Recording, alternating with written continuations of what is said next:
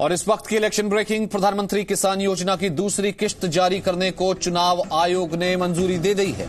केंद्रीय कृषि मंत्रालय को चुनाव आयोग ने किश्त जारी करने की मंजूरी दे दी है। अब 4.74 करोड़ रुपए की दूसरी किश्त जारी की जा सकती है।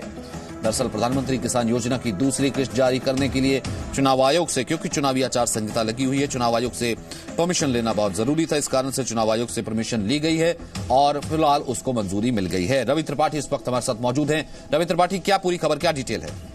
देखिए, आपको याद हो कि पहली किस्त पिछले महीने मिल गई थी सब लोगों किसानों को, और प्रधानमंत्री ने गोरखपुर से इस स्कीम को लॉन्च किया था और उसमें पहली किस्त में 2,000 रुपए सबके अकाउंट में गए थे और सेकंड किस्त माना जा रहा था कि इस हफ्ते अगले महीने यानी अप्रैल के फर्स्ट वीक में देने की घोषणा थी।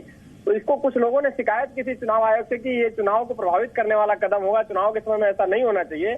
लेकिन सरकार की तरफ से और कृषि मंत्रालय की तरफ से दलील दी गई कि चूंकि ये पहले से स्कीम अनाउंस है और इसमें स्कीम के तहत वो इंस्टॉलमेंट जाना वाला है, कोई नई चीजें नहीं जाने वाली है। तो ये सेकंड इंस्टॉलमेंट जाना है जो कि अप्रैल के फर्स्ट वीक में जाएगा, यानी चुनाव से ठीक पहले ये पैसा किसानों के अकाउंट में जाएगा। लगभग 1 करोड़ किसानों की पहचान की गई थी उस वक्त और 12 करोड़ परिवार के लोग इसमें कहीं ना कहीं शामिल है।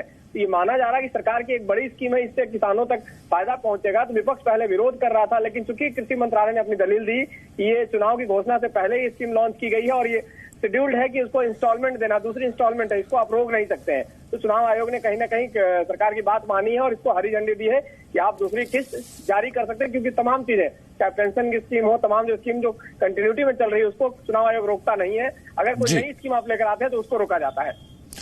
बहुत बहुत शुक्रिया रवि त्रिपाठी इस बातचीत के लिए।